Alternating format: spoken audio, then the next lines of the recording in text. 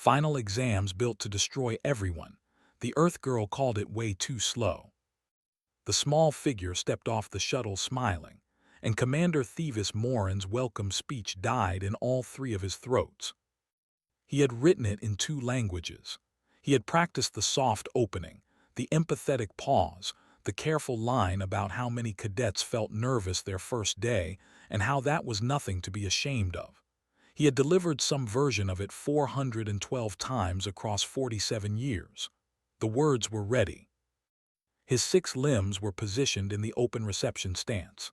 Not aggressive, not ceremonial, precisely calibrated to project reassurance to a frightened newcomer from a species that had only joined the coalition 11 months ago.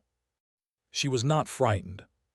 She had brown hair pulled back in a knot, green eyes that moved fast across the landing platform, and a single bag over one shoulder that she carried the way Morin's cadets carried nothing, like it weighed something pleasant rather than something heavy. The platform was purple-shadowed in the early morning, the cloud cover pressing low and bruise-colored the way it always did before the heat came in. The shuttle exhaust smelled of scorched coolant. She walked straight through it without slowing. She stopped in front of him, stuck out her right hand flat with the palm facing down, and said, "Hi, I'm Kira. Could you tell me where the cafeteria is? The flight was long and I'm starving." Morin looked at the hand. He did not know what it meant. He looked at her face. She was waiting, pleasantly, the way a person waits for directions to somewhere they are confident they will reach. In 47 years, no cadet had ever asked about food before the trials. He pointed at the main building. She thanked him, adjusted her bag, and walked away. And then he would note this in his first report because it seemed important even though he couldn't explain why. She started whistling.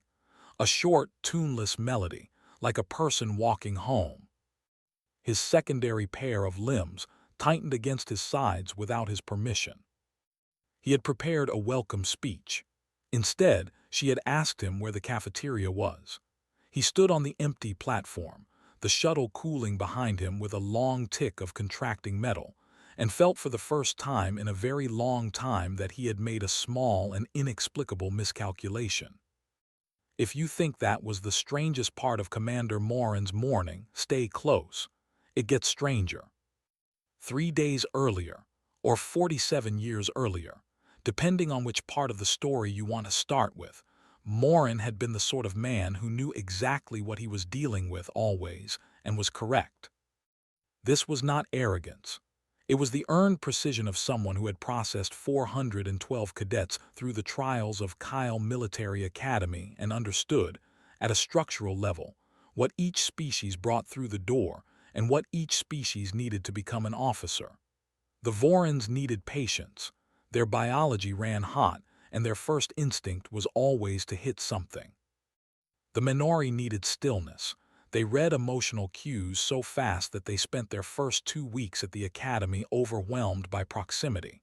The Tharsan needed competition. Give a Tharsan a rival and you gave them fuel. The Jelthari needed encouragement.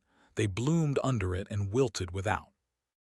Morin knew these things the way he knew the purple cloud cycle of the training moon, completely, without having to think about it. His job was to process cadets into officers. He was good at his job. He had looked up Earth's file when the placement came through. Class 9 Death World. Extreme hostile conditions. Apex predators across multiple biomes. Atmospheric instability. Seismic volatility. A moon body large enough to move the oceans on a regular cycle. The classification note at the bottom of the file said, most Class 9 designations are uninhabited. No known sapient development to date. Someone had added a correction by hand in a different ink. Correction: sapient species discovered. Designation update pending. Population approximately 9 billion. Query: how? Morin had read that note 3 times. Then he had set the file aside. The cadet was a second-year transfer with basic Coalition Academy credits from an Earthside orientation program. Her scores were unremarkable. Her physical assessments were unverified. Her psychology profile was filed as within acceptable parameters with a small asterisk that said the evaluating physician had never assessed a human before and had used the closest analogous species as a comparison baseline. He had been prepared to be patient, that was all. The morning after her arrival, Quartermaster VTH came to his office. VTH was Minori soft-spoken even by Minori standards, with the pale gold skin of a Highland-born, and the kind of stillness that meant she was always processing considerably more than she said. She had worked the Academy Equipment Bay for 11 years without once coming to Morin's office outside of scheduled inventory reviews. When she appeared in his doorway that morning, her hands were pressed flat against each other in front of her chest, which was her species' physical signal for "I need to tell you something, and I am not sure how." She said, "The human cadet came to Equipment Bay for her pack allocation this morning." Morin said, "Yes, standard intake." VTH said, "She lifted the 72-kilogram field pack with one hand." "A beat." She asked if we had a heavier version. She said the standard weight was fine, but she was worried it might be too light for proper training. VTH's hands pressed a little tighter.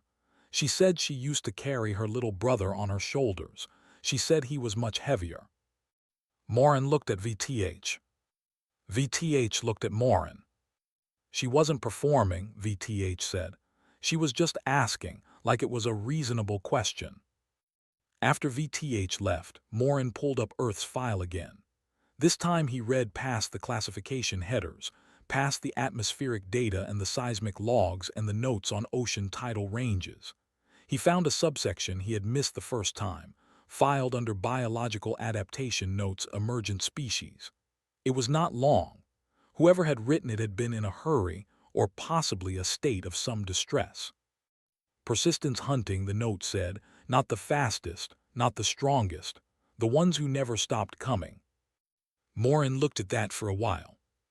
The note continued, thermal regulation via dermal moisture secretion, a cooling mechanism that allows extended high-output physical activity in temperatures that would incapacitate most known sapient species.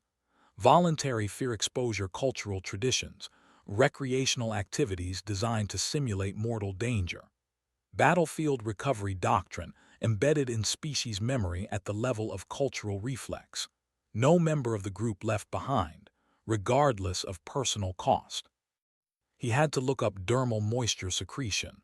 When he understood what it meant, he sat back. He read the phrase voluntary fear exposure cultural traditions twice. He looked up the word recreational to make sure he had not misread it. He filed a preliminary note to Dean Korvac's office. The note said, "Cadet Voss suggests expanded observation during early assessments. No action required at this stage." He went home. He did not sleep. In the morning, he was back in his office before the first light touched the purple clouds, with a second pot of his preferred stimulant and Earth's file open on every screen he had. He read about the persistence hunting for a long time. Then he read about the mountains. Then he read about the horror films. He sat with that last section for a very long time, rereading it. A species that had developed an entire entertainment industry around simulating mortal terror for the purpose of enjoyment. He read the list of subgenres. He read the attendance statistics. He read the phrase children's haunted attractions, seasonally popular, and had to set the document down and press his secondary limbs flat against the desk until the feeling passed. He did not know what the feeling was exactly. It was somewhere between professional alarm and something closer to vertigo. He had spent 47 years operating on the assumption that fear was the universal constant. Every being that had ever faced death carried it as a wound. Every trial the Academy ran was built on that foundation. The trials were hard because facing fear was hard, and what the Academy trained cadets to do was face their fear and keep moving. He knew how to measure courage because he knew what it cost.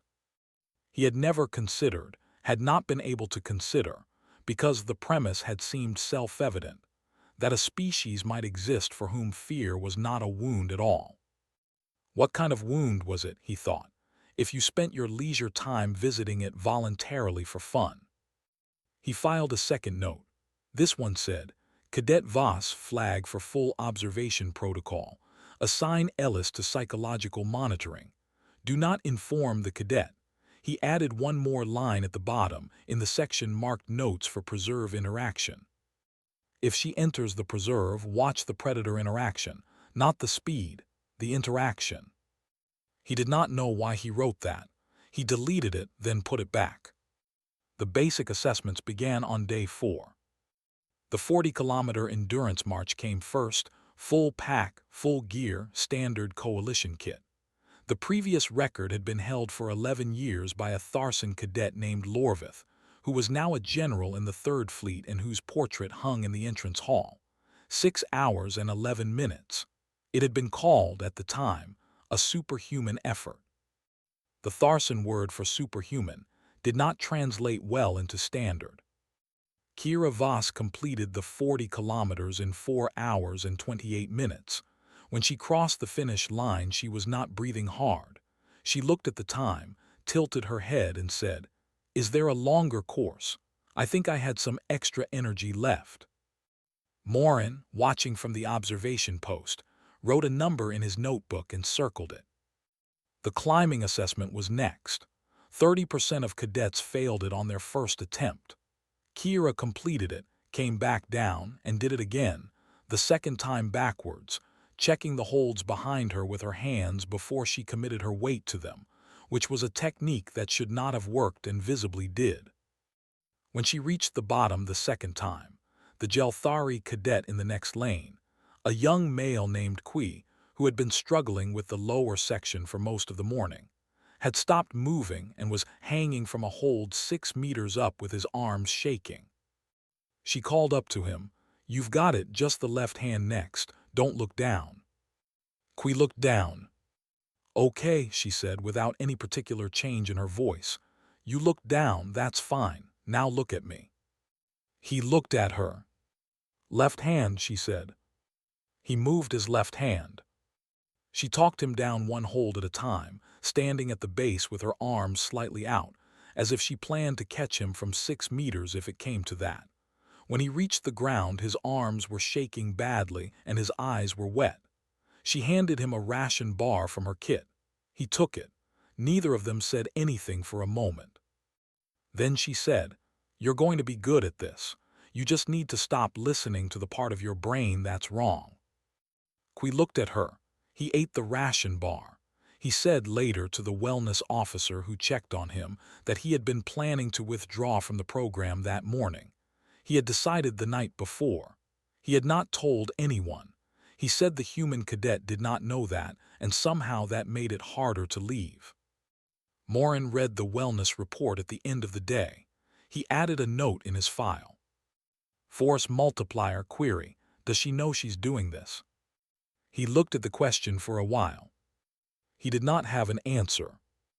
The lifting assessment went as VTH had described. When Kira completed the circuit, the Minori technician running the weights offered her the next tier. She completed that too. He offered her a 3rd tier, off-sheet, experimental, the kind of weight the Academy kept around for the Tharson cadets who came in already training for the heavy infantry. She looked at it with what appeared to be genuine interest, picked it up, set it back down cleanly and said, "I think that's about right, actually." "Is there anything heavier?" There was not. Morin held his instructor session that evening. The faculty gathered in the 2nd floor briefing room, 11 instructors from 8 species, most of them with decades in the academy, all of them looking at the same set of numbers and making the same face. The numbers did not make sense against the file. The file said Class 9 Death World, population adapted to hostility, but it did not say what that meant in practice. The numbers were beginning to say what that meant in practice, and the practice was difficult to explain through conventional biology. A Vorin instructor named Karth said, "Is she lying?" Morin said, "About which part?" Karth did not have an answer for that either. The meeting ended without a conclusion. Morin walked home through the pale red early evening light.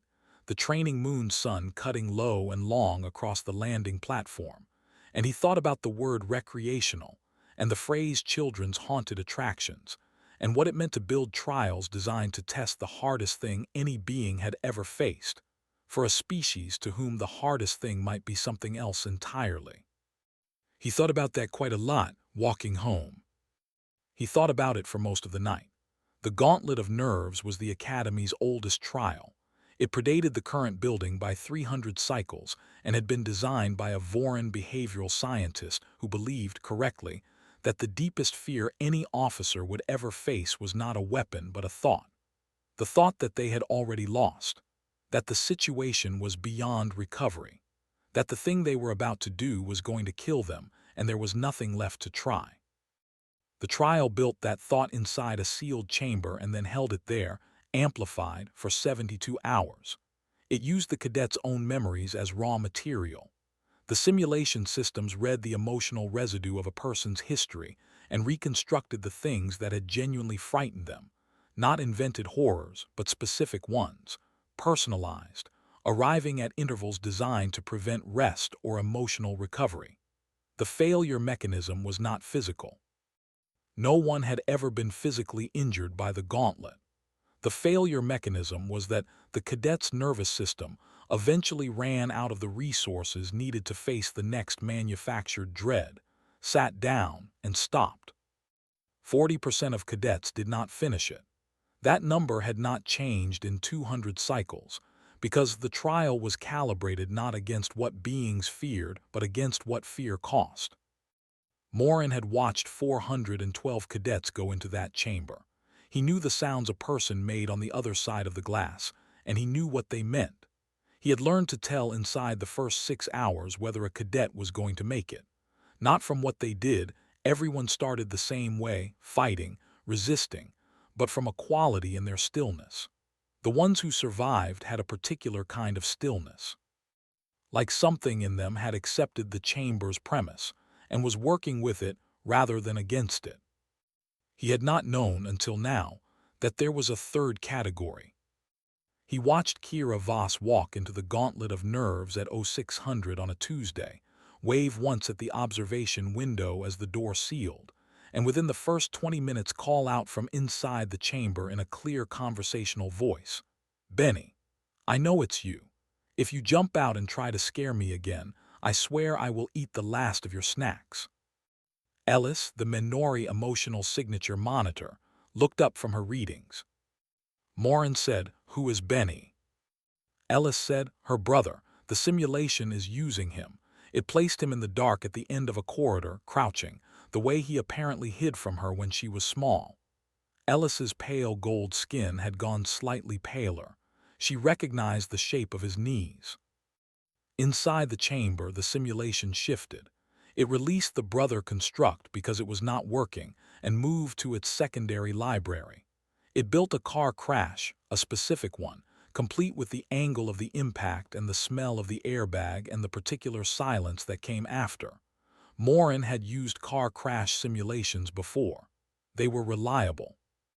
Kira sat down in the middle of the reconstruction. She sat with her knees drawn up, the burning car behind her, the emergency lights cycling, and she talked. Not panicked, not fighting it. She talked to a small child that the simulation had placed at the edge of the scene. Morin realized slowly that the child was her. A 6-year-old version of her in the backseat, watching. She said, "You're going to be okay. I know it doesn't feel like it right now, but you're going to go to space, kid." Ellis made a sound Morin had never heard from a Minori before. He looked over. Ellis had both hands pressed over her own face. "What?" Morin said. "She is healing herself," Ellis said from behind her hands. "She is using the simulation as therapy. She knows it isn't real and she is using the material to process things she hadn't finished processing." A pause. "Morin, I have monitored 91 cadets through this chamber. I have never seen anyone do that." The simulation tried 11 more approaches over the next 26 hours. It tried the extinction scenario, full species death projection, statistically modeled with timelines. She told it the colors were wrong and her mum would never wear that coat in summer, which meant the simulation wasn't sampling accurately, and she wasn't going to engage with inaccurate data. It tried social annihilation, complete rejection from every person she had ever known. She made a small dismissive sound and said something under her breath that the microphones caught but Ellis declined to translate, saying only that it was a common human phrase that roughly meant, well, that's their problem. It tried physical pain simulations, which she rated aloud from 1 to 10 and then described, in a clinical and interested tone, as somewhat less intense than a training injury she had once sustained doing something called a very bad ski jump. At hour 48, the simulation appeared to run out of ideas. Its standard library was exhausted. Morin watched the technicians bored as the system cycled through contingency banks, reaching for material it normally never needed.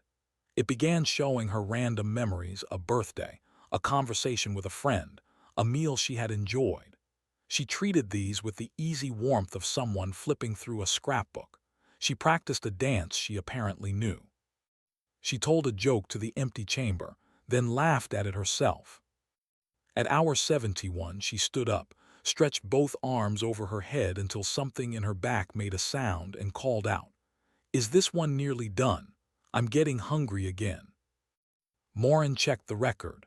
The previous holder had emerged at 87 hours, unable to speak, and had not spoken for 2 days. The door opened at 71 hours and 14 minutes. Kira walked out, blinked in the corridor light, and said, "What's for dinner? Also, did anyone feed the small animal in the preserve? I saw it through the window on my way in and it looked thin." Dean Korvac, standing behind Morin, said, "What small animal?" Nobody knew what animal she meant. The preserve team checked. They found nothing. Morin wrote it down anyway because he had learned across the past week to write down the things that seemed unimportant. He called the emergency faculty meeting that night. 11 instructors, Dean Korvac at the head of the table, Ellis at the far end, still visibly shaken, her hands folded very tightly in her lap. The Vorin instructor Karth said the word Morin had been expecting, cheating. Morin said, "The chamber monitors every physiological signal we have the equipment to read. There is no mechanism for cheating a trial that operates on genuine emotional response." Karth said, "Then there is something wrong with the monitoring equipment." Dean Korvac said, "Karth." Karth said, "Sir, with respect, the record was 87 hours. She did it in 71. The previous holder was nonverbal for 2 days. She asked about dinner." Morin said, "Yes." He opened the Earth file to the section he had marked. On her homeworld, there is an entertainment category called horror cinema. Beings attend voluntarily in groups to watch simulated mortal danger at high sensory intensity. The attendance figures for last cycle were approximately, he stopped. He had circled the number. He looked at it. He had not expected to feel this upon reading it, but he did. "Substantial," he said. The attendance was substantial. There are also seasonal attractions where participants physically enter environments designed to simulate lethal danger. For recreation, there are children's versions. The table was quiet.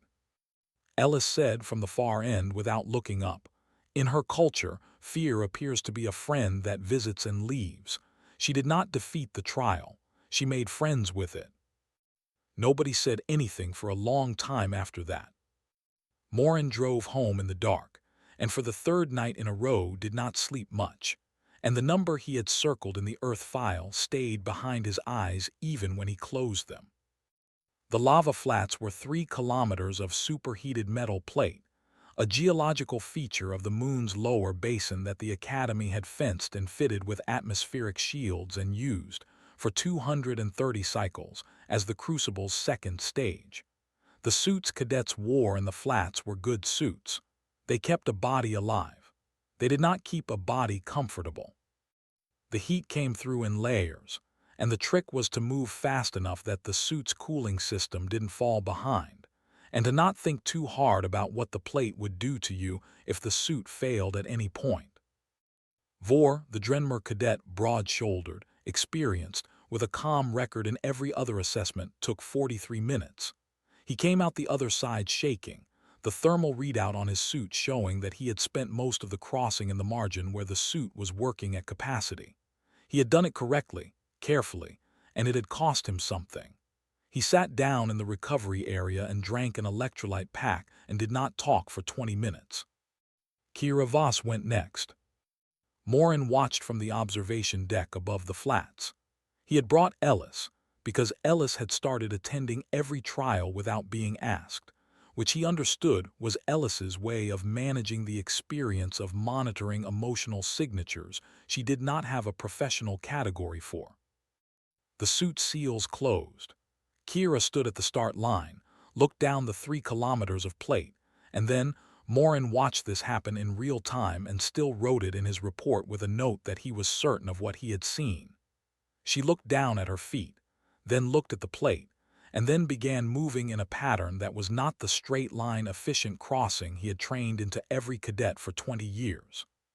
She was hopping, not randomly, between specific points. She identified cooler spots in the plate. Morin checked the thermal map later. They were real, they were small, they were separated by 2 to 3 meters each, and she moved between them quickly, with the focused enjoyment of someone playing a game she already knew the rules to. She was singing something. The suit's audio feed picked it up, a simple repetitive melody that she appeared to be making up as she went. She crossed in 11 minutes. She came out the other end, popped her suit seal, and immediately looked back at the flats with the expression of someone who had just finished something they found entertaining rather than survived something that almost killed them. She said, "The floor is lava. My cousins and I used to play that in my grandmother's living room. This is basically the same thing but bigger."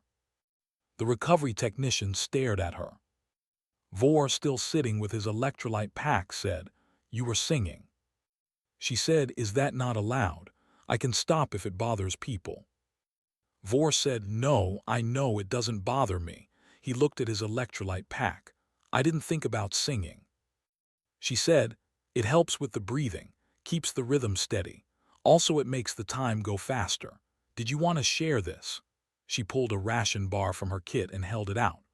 Vor took it without quite meaning to and sat there holding it, and Morin watched from above and wrote force multiplier, second confirmed instance, and then sat for a moment thinking about what that meant at scale. He thought about the 3rd trial. He was not looking forward to the 3rd trial. The 3rd trial was the cryogenic tundra, 3 hours in underpowered thermals on a section of the moon's north face where the temperature in the soil itself averaged 40 below. The thermals kept a cadet alive. They did not keep a cadet warm. The record for the crossing was 3 hours and 50 minutes. The record had stood for 16 years. The record holder, a Voran female named Saritha, had made it by reaching a state of meditative physical stillness that her species had developed over thousands of cycles for exactly this kind of endurance scenario. She had described it afterward as the most difficult thing she had ever done. Kira finished in 3 hours flat. She came in ahead of the record by 50 minutes, and when Morin met her at the recovery station, she was rubbing her hands together and said, "This reminds me of my grandfather's farm. Makes me homesick, actually." She paused. "Is there a hot drink available? Not because I need it, just after cold like that I like something warm. It's a comfort thing." Morin had not brought hot drinks to a tundra recovery station in 20 years because no cadet had ever been in a state to want one. He sent for something. He watched her drink it, both hands around the cup, steam rising, looking out at the tundra with the soft, inward expression of someone genuinely remembering somewhere they loved. He pulled up his notes, 3 rungs down, 3 to come. He looked at the figures from the tundra crossing and then back at the figures from the lava flats and then back at the figures from the gauntlet, and he thought about a thing Ellis had said in the faculty meeting that he had not been able to stop thinking about since. She made friends with it. He pulled up the preserve section of Earth's file for the 4th time and read the line about persistence hunting again. Not the fastest, not the strongest, the ones who never stopped coming. He thought, we built these trials for species that fear. We built every stage of this curriculum on the premise that overcoming fear was the hardest thing any being would ever do. He thought, what do you build for a species that grew up so familiar with fear that they treat it the way we treat the weather? He did not write this in his report. He wasn't sure how to phrase it yet. He wrote, recommend review of tundra crossing parameters. Current benchmark may be insufficient for accurate assessment of Class 9 Death World natives. He looked at that sentence for a while. He sent it to Dean Korvac's office. He got a reply 6 minutes later, my office, 800, bring the file. Dean Korvac was 60 years into his tenure, which meant he had been at the academy for longer than most of the instructors had been alive, and he had developed over those decades a particular quality of stillness that was different from patience. It was the stillness of a man who had seen most things and learned to wait for the part that surprised him, because that was usually the part worth paying attention to. He looked at Morin's numbers for a long time without speaking. Then he said, 3 rungs. 3 completed, Morin said, 3 remaining. Korvac said, and in your professional assessment. It wasn't a question. Morin understood it wasn't a question. He said, in my professional assessment, I do not believe the remaining 3 trials were designed to measure what she is. I believe they were designed to measure what we thought she would be. Korvac was quiet. Outside his window, the pale red morning light was coming in sideways across the training moon's north ridge, catching the edge of the tundra line where the white-gray terrain met the dark basalt of the upper preserve. Somewhere in that preserve, there were apex predators from 12 worlds, and somewhere in those predators was the rung that Morin had written the note about, the one he'd almost deleted and put back. Watch the predator interaction, not the speed. He had written that before the gauntlet, before the flats, before she told him her grandfather's farm made her homesick. He was beginning to understand what he had been warning himself about.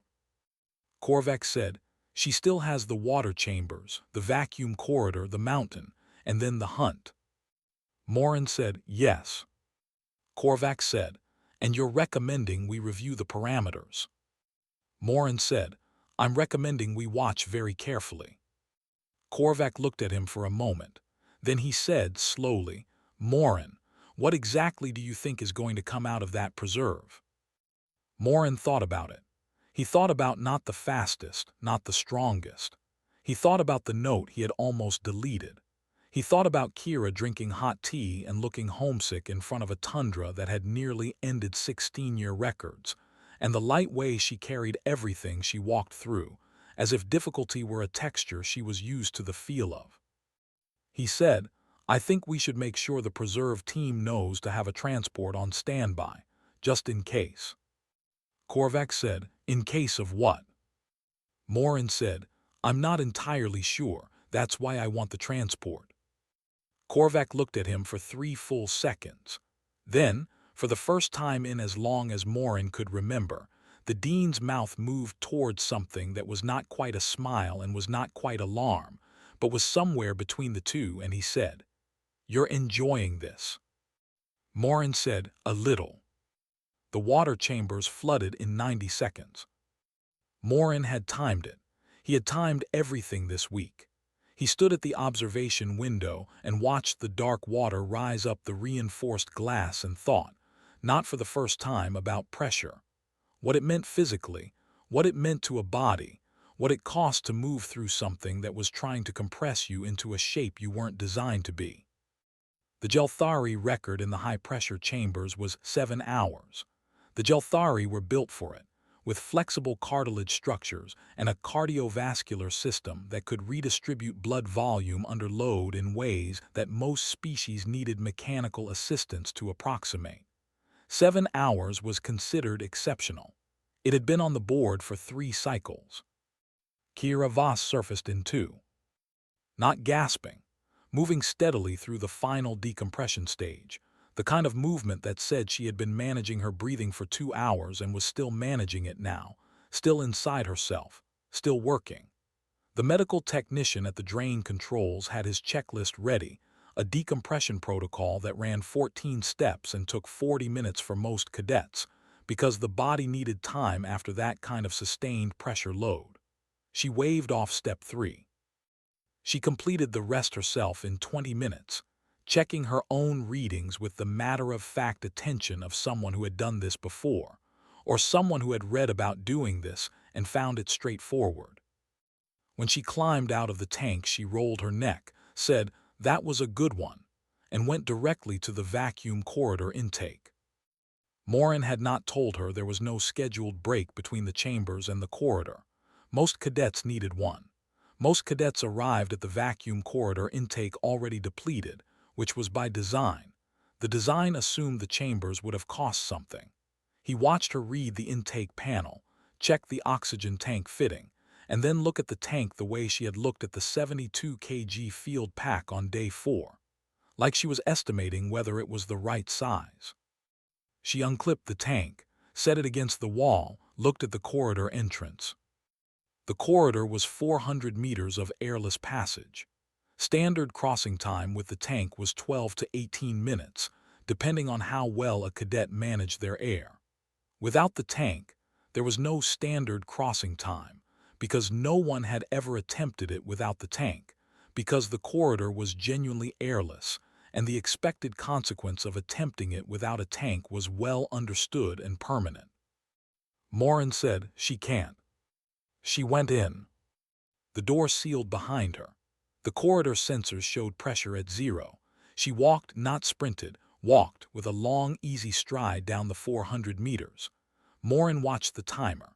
He watched the sensor board. Her biometrics were up on the secondary screen. Heart rate elevated but controlled, oxygen saturation dropping at a rate that the monitoring software did not have a reference band for, because the reference band was built around people who had the tank. She reached the far door at 3 minutes and 40 seconds. She opened it. She stepped through. She exhaled. The medical team ran toward her with the emergency kit, and she waved them off politely and said, "I'm fine. I held my breath. Humans can do that. It's not a special skill, it's just practice. Any of the others could probably do it with some training." She paused. "I wouldn't recommend the first attempt be 400 meters, though. Maybe work up to it." The senior medic on duty, a Vorin, 30 years in the job, turned to Morin with an expression Morin did not have a clinical vocabulary for. Morin wrote in his notebook, "Normal human lung parameters verify." He verified it that night. The file confirmed it. The note said every human adult on Earth was capable of breath holding at this duration. Not exceptional humans. Humans. He called Ellis. He read her the note. There was a long silence on the other line. Ellis said, "Morin." He said, "I know." She said, "Every human on Earth." He said, "That's what the file says." Another silence. Then Ellis said, "I need to go sit down somewhere for a while." He understood the feeling. The mountain was 15,000 meters and had no oxygen support at the top, because the simulation's atmospheric model thinned correctly, and at the summit the air was genuinely not enough for most physiologies to function without assistance. The academy provided oxygen equipment. The equipment was mandatory. The equipment was part of the trial, learning to manage it, to pace your consumption, to know when to use more and when to conserve, was itself a skill being assessed. Kira did not use it incorrectly. She used none of it. She sang. From the bass she sang folk songs at first, something with a repeating verse structure that echoed off the lower rock face and carried up ahead of her on the wind. By the midsection she had moved into something slower, a lullaby by the sound of it, the kind of melody that exists in every culture for the same reason. It is the shape a voice makes when it is trying to say you are safe. You are held. Nothing here will hurt you. She sang it to the mountain, or to herself, or to no one in particular, and she climbed. At 12,000 meters, the monitoring team noted her breathing had adjusted, longer exhales, a rhythm tied to her pace, the humming technique she had used in the tundra scaled up for altitude. At 14,000, the 3 other cadets who had been cleared for the ascent had all stopped. 2 were on supplemental oxygen at three-quarter flow. 1 had accepted extraction. Kira had not looked back. At the summit, she waved at the camera. She ate a ration bar. She sat down for 8 minutes on a piece of cold rock at the top of 15,000 meters of simulated mountain and watched what the simulation gave her for a sunrise, and her face in that moment. Morin watched the summit feed very carefully. Her face had the quality of someone looking at something they already loved. She said, "This view reminds me of home. Earth has mountains too." A pause. "You should all see them someday." She descended in half the time it had taken her to climb and arrived at the recovery station, before 2 of the other cadets had been brought down by the extraction team. Full crucible time, 2 days, 18 hours. The record had been 4 days and 11 hours. It had stood for 22 cycles. Keth, the young Tharson cadet who had completed the climb on supplemental oxygen with an effort that had left him gray-faced and shaking, found Kira in the recovery hall and sat down next to her and did not say anything for a while. She gave him half her rations without being asked. He ate them. After a few minutes he said, quietly, that it was the hardest thing he had ever done. She said, "I know, you did it." She looked at him. "You're the toughest person I've met at this academy." He looked back at her. Then he looked down at the ration pack. He said, "That cannot possibly be true." She said, "I'm including myself." Keth was quiet for a moment. Then something in his face changed, shifted from the gray exhaustion of someone who had just survived something to something Morin did not have a word for in standard. He wrote in his notebook, "Force multiplier, 3rd confirmed instance, different mechanism. She does not raise their ceiling. She raises their belief in the ceiling they already have." He looked at that note for a long time. Then he closed the notebook, because the hunt started in the morning and he needed to think about the transport. The preserve was a quarter of the moon. It had taken 300 cycles to stock and another 50 to balance 12 worlds' worth of apex predators in a managed ecosystem, a controlled wilderness that was genuine wilderness in every way that mattered to the things living in it. The Academy had built the hunt trial around it for one reason. There was no simulation for genuine predation. You could model a predator. You could not model the smell of one, or the specific quality of silence that settled over a forest floor when something at the top of the food chain had decided to move. Cadets knew, entering the preserve, that the predators were real. The 81% casualty rate over a century confirmed they were real. What the statistics did not capture, because statistics never did, was the texture of being alone in a living dark and knowing the things in it were better at being there than you were.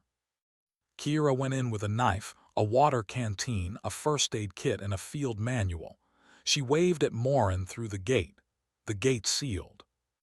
He stood with Dean Korvac in the observation station and watched her tracker dot move into the trees. Within the first 2 hours, she had built a snare. Within the first 4, she had used it. By the end of the first day, she had a shelter, 2 meals, and had crossed the central river at a narrow point that the preserve team noted was not obvious from the trail. She had found it by following the sound of the current, moving upstream until the pitch changed. They had not taught cadets that technique. It was not in the field manual. Korvac said, "Where did she learn to do that?" Morin said, "Earth." Korvac was quiet. On the second day, Morin was watching the tracker feeds when one of the preserve team tapped his shoulder and pointed at the secondary display. The thermal imaging showed Kira approximately 60 meters downwind of a Vera stalker, the largest predator in the preserve, a hexaptal ambush hunter from a world that the Coalition had placed under restricted contact protocols because of what the early survey teams had returned describing. The Vera stalker had a recorded casualty rate in the hunt that accounted for most of the century's 81%. She was not moving away from it. She was not moving toward it. She was sitting, cross-legged, downwind, watching it. Karth, the Voran instructor, who had said the word cheating in the faculty meeting and had been visibly recalibrating ever since, was in the observation station that day. He watched the thermal feed for 4 minutes without speaking.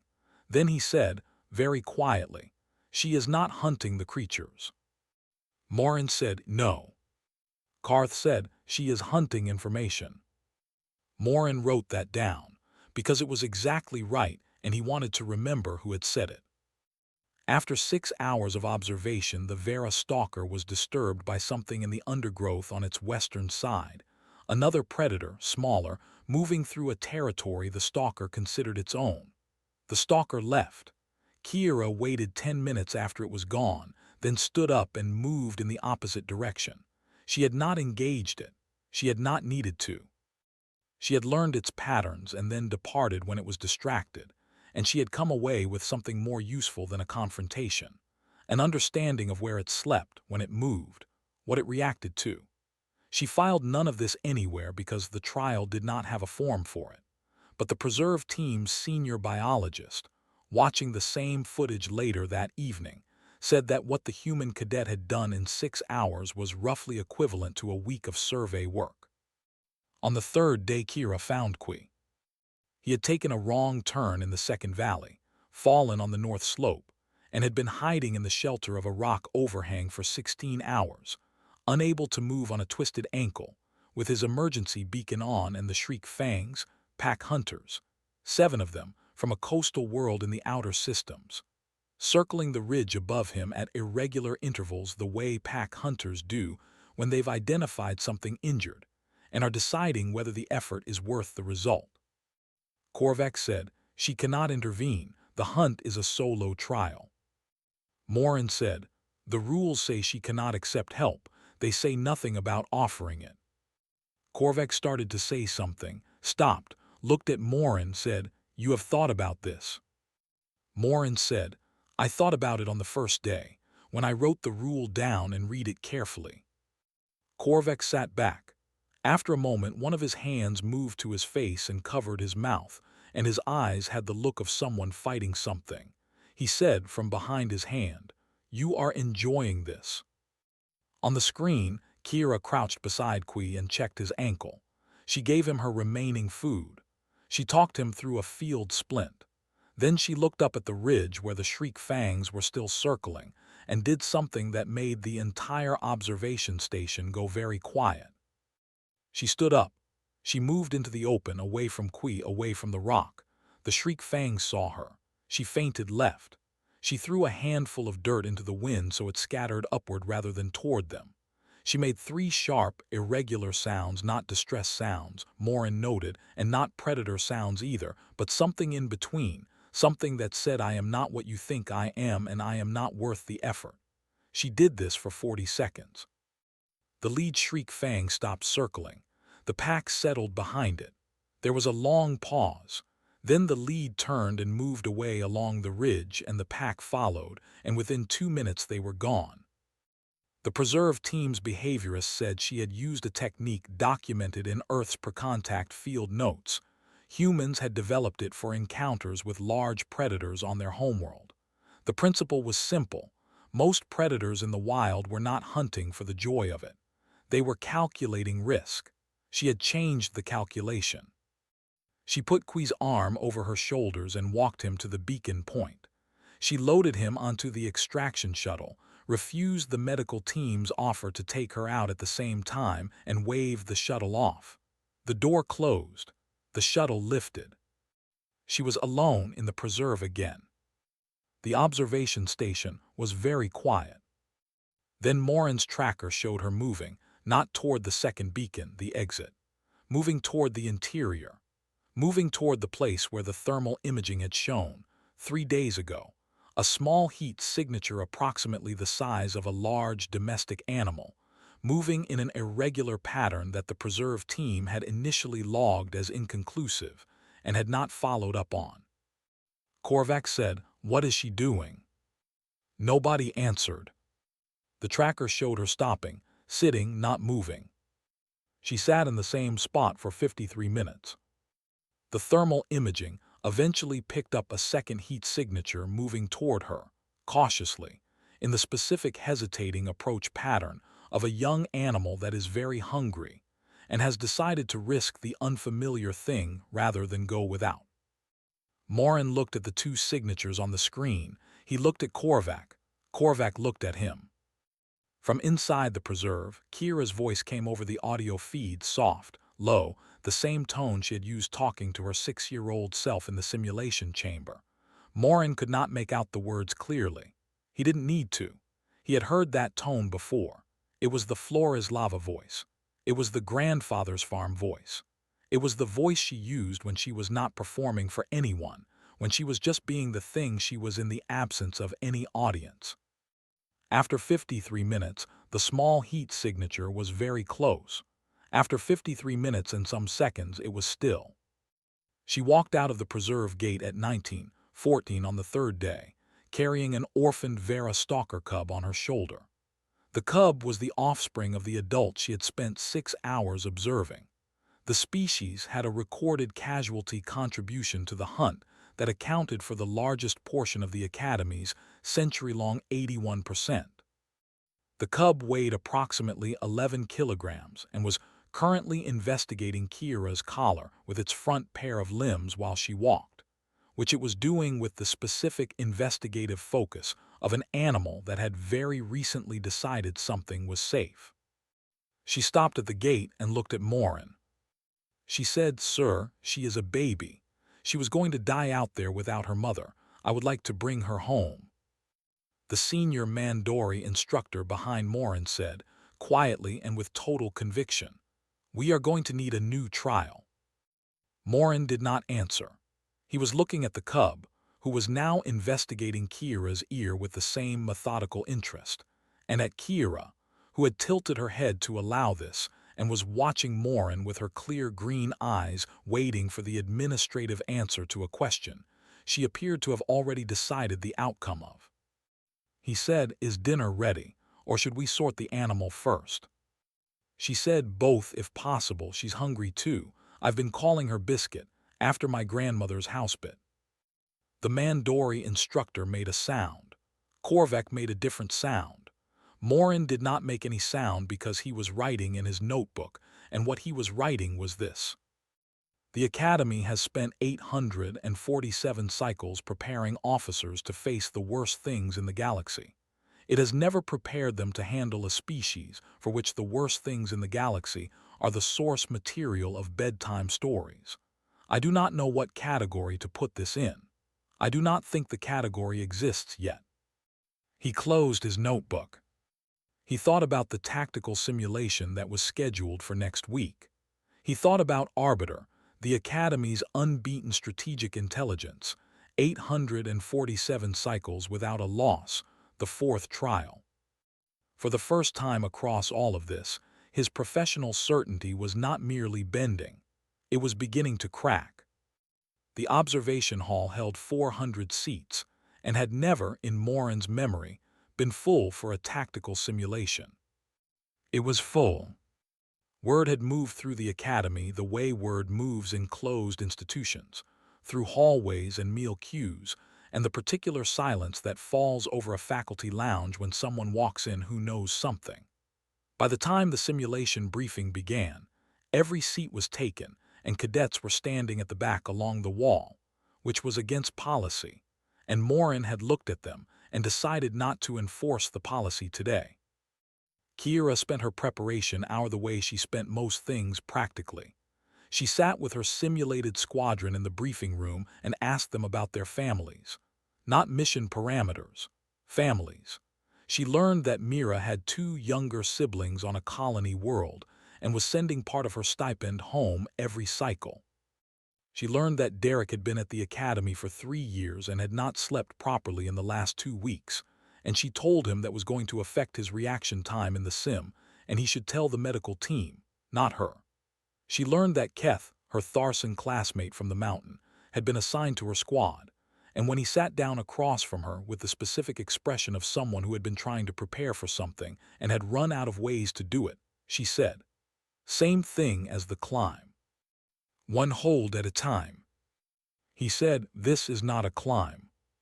She said, "Everything is a climb." Then the doors opened and they went in.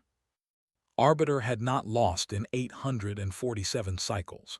This was the fact that the Academy displayed in the briefing materials, in the welcome documentation, in the oral tradition passed from senior cadets to new arrivals every intake year. Arbiter had not lost because Arbiter was not designed to lose.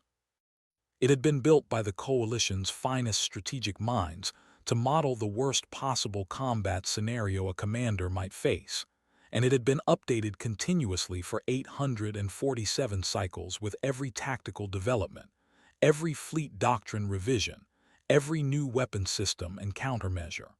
The point of the trial was not to beat Arbiter. The point was to see how long a cadet could hold before the scenario became unmanageable, and to measure the quality of their decisions in the interval before it did. No cadet had ever made Arbiter pause. Morin watched from the observation gallery, standing because his seat had been taken by the time he arrived. Korvac was beside him. Neither of them spoke for the first 30 minutes, which was how long it took Kira to assess the tactical board, arrange her squadron's formation in a way that the senior Vorin tactical instructor sitting in the front row described quietly as wrong, but confidently wrong, and make her first move. She did not go for the convoy's fastest route to the safe corridor. She went sideways. She pulled her flagship out of formation and used it as a shield for the 3 civilian transports while her squadron moved perpendicular to Arbiter's projected attack vectors, into a region of the Sims nebula field that was dense with interference dust. Arbiter recalculated. Its second wave arrived early. She let it. The transports were already behind the dust cloud, and her flagship was between Arbiter's leading edge and anything worth protecting, and she was talking to her squadron over the comm, not battle calls names. She used their names. She said Mira, your Angle and Keth, Hold and Derek, the third transport now, and the effect was audible even through the observation gallery's dampened audio. A squadron that had been arranged 2 days ago and had never run a live sim together, moving with the cohesion of a unit that had been together for years. Arbiter sent a probe sweep. It found nothing where the transports should have been. It recalculated again. What she had done, Morin realized watching the board, was remove Arbiter's certainty, not defeat it, not outmaneuver it exactly. She had created a situation in which Arbiter's models, built on 412 years of tactical data from every known species command doctrine, did not have a reference for what she was doing, because what she was doing was built on a different premise.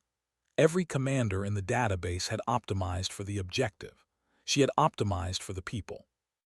The senior tactical instructor in the front row leaned over to the colleague beside him and said something. The colleague looked at the board. Both of them went quiet.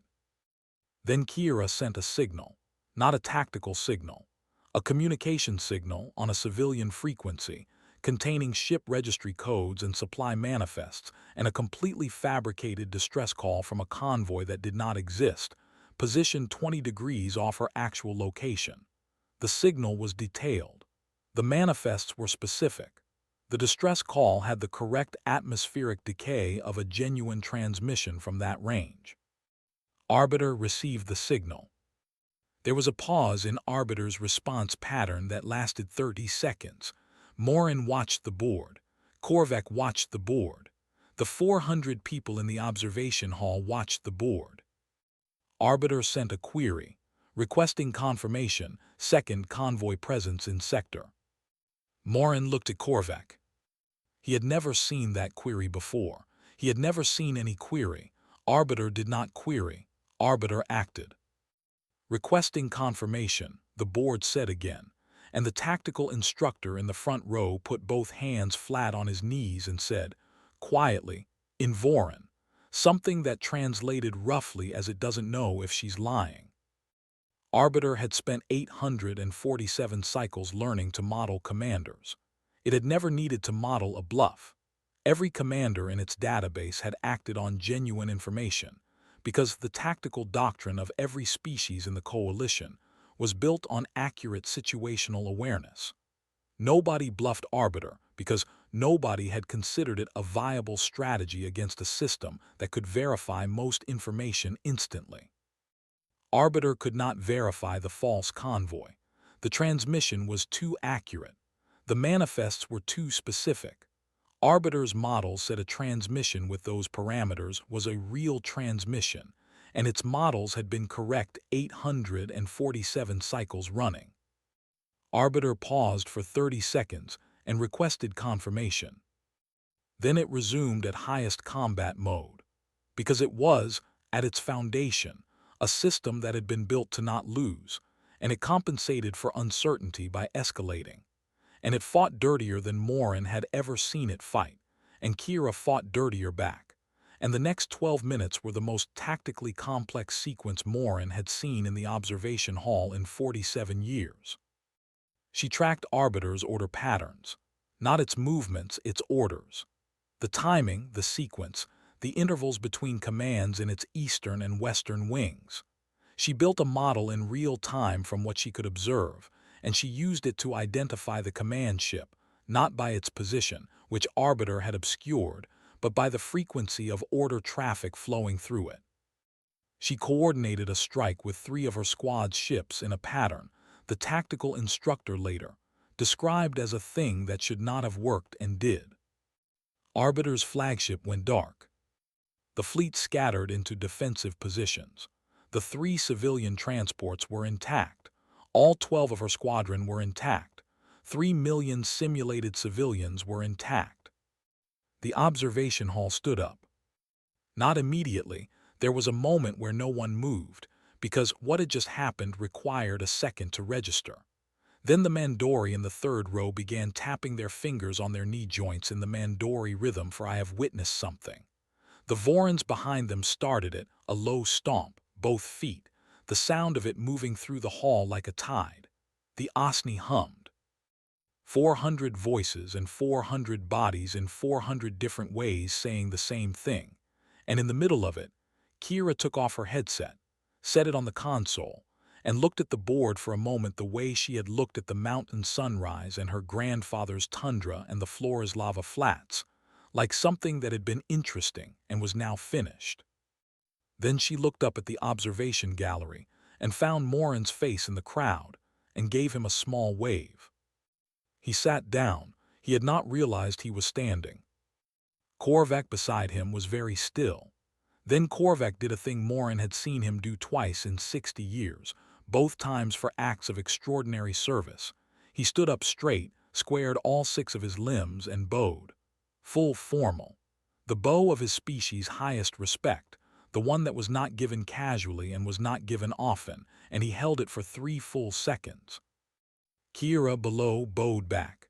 She did not know the custom, but she bowed back because she was the kind of person who returned things offered to her. Then she said something to Keth beside her and he laughed, and she turned to look for water. That night very late, Morin walked past the training yard on his way home. The lights were on in the simulation wing. He stopped. Through the window he could see Kira at one of the visit mode consoles, biscuit in her lap, her face lit by the pale blue of the screen. She was in the after-session mode, not running a scenario, just talking. To Mira, he realized. To her simulated crewmate. She was thanking her crew. She was telling Mira about the 2 siblings, and telling Derek his reaction time was actually fine under pressure, and telling Keth something that made the simulation's response indicators flicker with the programmed approximation of laughter. Biscuit in her lap was asleep. Morin stood outside the window in the dark for a moment. Then he went home. He filed his report to High Command. He recommended the 4th trial be retired. He recommended priority command placement for human officers across all coalition fleets. He recommended mandatory study of human history and culture at every member academy. He did not explain in full.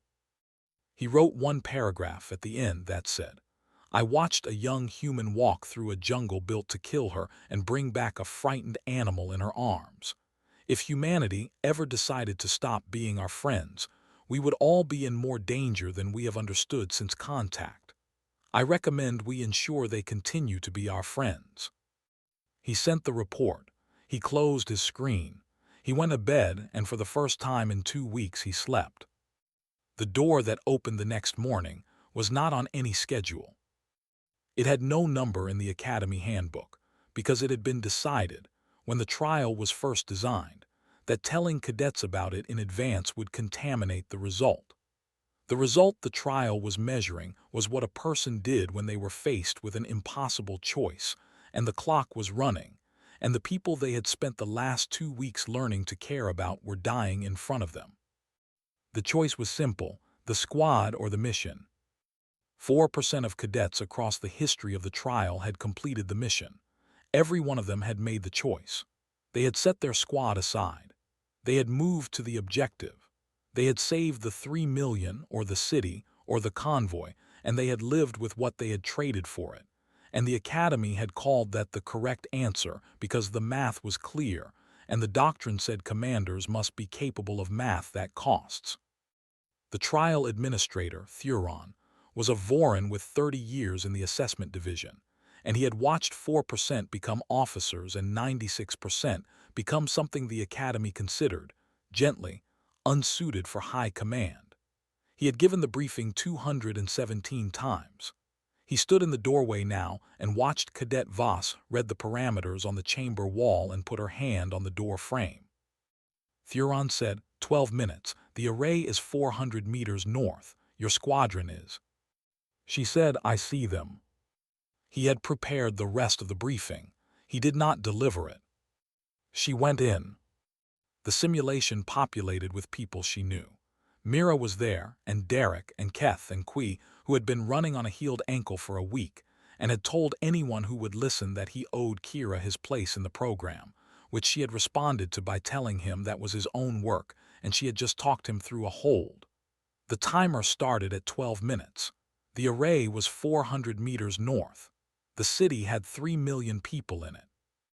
Then, at 340 meters, simulated ordnance took out the squadron. All of them. Mortally wounded, the parameters said. Mortally wounded and 400 meters from the array in 12 minutes, which was not enough time to reach the array and come back, and there was no way to carry 4 people 400 meters in 12 minutes and also activate the array and also get back. So the math was clear, and the doctrine said move north. Morin watched her heart rate from the observation room. Steady. He watched her brain activity readout. The Academy monitored cognition in the choice trial because the point was the decision, and the decision had a signature that looked different in different minds. In 47 years, he had seen the signature twice. The hard, fast activity spike of someone making a decision they could not afford to look at. The cadets who passed made it that way: one spike, then movement. Her readout was different. The activity was intense, but it did not spike. It spread. It ran across every part of the board the monitoring equipment covered, slow and deep and thorough, the way a person thinks when they are not closing off options but opening them. She sat down on the floor of the chamber, 40 seconds. Then she stood up. She did not run north. She moved to the nearest piece of structural debris, a collapsed wall panel, simulated, but weighted as a real object inside the scenario, and she began pulling it apart. She worked fast. She worked with the specific efficiency of someone who has done something similar before, or has imagined doing it so clearly that the imagining was sufficient. She pulled 2 lengths of flat material free, and found her own belt and the cross straps from 2 of the squad's packs, and she built, in 4 minutes, from material that had not been placed there for this purpose, because the trial designers had not considered this purpose, 2 stretchers. Thuron, watching from outside the chamber, said nothing. His clipboard was in his hand. He had not written anything on it. She ran 7 trips. She moved each member of her squad, one at a time, to the shelter of the northern bunker. The dead ones too. The parameters said mortally wounded. The simulation did not specify a timeline. She moved them. She ran, and she ran, and she ran, and by the 3rd trip Morin had stopped watching the timer because it had become too specific a thing to look at, and he was watching her instead. The timer said 2 minutes when she loaded Qui last, because his ankle was the most recent injury and she had remembered that into the bunker and turned north. 400 meters. The array console. She ran. The timer said 8 seconds when she reached the array. She did not slow down. She keyed the activation sequence. She had memorized it during her prep hour, not the mission parameters, the activation sequence. And the 3 million simulated civilians in the city began their evacuation. And the city came apart 4 seconds later, and everyone inside the bunker was inside the bunker. And everyone in the evacuation corridor was in the corridor, and everyone else was gone. 8 seconds, Thuron said. The scenario required the candidate to make a choice between. Korvac said, Thuron. Thuron said, the doctrine is clear. The trial exists to measure the capacity to make a hard. Korvac said, Thuron, what were our ancestors trying to measure? When they built this trial, what were they trying to find out? Thuron was quiet. Korvac said, whether a commander could bear to lose someone. He paused. She found a third path. Has any cadet in the history of this trial found a third path? Thuron said, no. Korvac said, then we have been measuring the wrong thing. He turned to his aide and spoke for 2 minutes quietly, with the specific brevity of a man who has spent 60 years in authority and does not repeat himself. The result was a document that had not existed before that afternoon, the VOS Standard, a new grading category, applied retroactively to Cadet Kira Voss's choice trial result, for cadets who declined the premise of impossible choices and found the exit the designers had forgotten to close. The document noted, in its final line, that the VOS Standard was not a measure of tactical excellence. It was a measure of something the Academy had not previously known how to grade, the refusal to accept that the options given were the only options available. The document was filed. It would be in the curriculum by the next intake year. Morin read it in Korvac's office later that evening. He read it twice. Then he sat with it for a while, thinking about a cadet who had printed things on paper because she always had, who had learned an activation sequence when everyone else was studying parameters, who had built 2 stretchers from debris in 4 minutes in a scenario where the expected move was to run north and not look back. He had not seen her do any of those things as strategy. She had not done them as strategy. He was certain of that. She had done them because it had not occurred to her that the people in the room were not also coming with her. Coalition High Command attended graduation in person. Every member species. The delegation was the largest Morin had seen at the Academy in 47 years, which was his entire career, which meant it was the largest in his direct experience and possibly in the Academy's recent memory. They stood in the Great Hall and watched cadets receive their pins, and they were there, specifically, because of one file that had arrived in their offices 2 weeks ago with a 1-paragraph note attached and a recommendation they had not been prepared for. Kira accepted her officer's pin from the Supreme Commander's hand. She shook it, the hand, with the flat palm gesture, and the Supreme Commander, who had been briefed, returned it correctly. Kira smiled. She did not give a speech. She said privately to Morin before the ceremony that she didn't want to take the moment from her classmates, which was a thing that had not occurred to him as a consideration and which he thought about for the rest of the day. Her family watched from the transmission feed her Academy access had opened. A brother, 2 parents, a grandmother, the one with the housebit, the original biscuit, the small domestic animal who had given her name to an orphaned apex predator from the galaxy's most dangerous preserve, who was currently on Kira's shoulder in direct violation of the graduation uniform code, which Morin had declined to enforce. 3 fleet commands offered her postings. The offers were the kind that officers with 10 times her seniority would have spent years positioning for. She turned them all down. She said she needed to go home first. The offers said the fleets would wait. The fleets did wait. Nobody who had seen the choice trial recording was going to tell her she had to be anywhere before she was ready. Morin stood on the landing platform on a purple-clouded morning, and watched her transport lift off. She was at the window. Biscuit was on her shoulder, investigating the transparency of the viewport with one limb. Kira waved, not at anyone in particular, at the platform, at the moon, at the pale red light beginning to show at the cloud line, and then the transport angle changed and he couldn't see her anymore. He stood there for a while. He pulled up her file on his personal record, Class 9 Death World, extreme hostility, apex predators, lethal weather, a moon that moved the oceans. And he thought about what that file had told him when he first read it, and what it told him now. And the distance between those two readings was larger than 47 years of his career had prepared him to understand. He thought about the cafeteria question. He had thought about it many times in the past 2 years, but he thought about it now more carefully than before, because he understood it differently now. She had not asked about the cafeteria because she wasn't afraid. She had asked about the cafeteria because she was hungry, because the flight had been long, because food was a reasonable thing to need after a long flight, and the fact that she was standing on a training moon that was about to try to break her had not changed that she was hungry. The fear and the hunger were both real. She had simply not let one cancel the other out. He closed her file. He sat down on the edge of the observation bench at the platform's south side, the one that faced the preserve, and he took out his notebook and opened it to a clean page. He thought about what to write. He thought about it for a long time. Then he wrote one line. The exams were not too hard. We were simply unprepared for what a human considers easy. He looked at it. He left it there.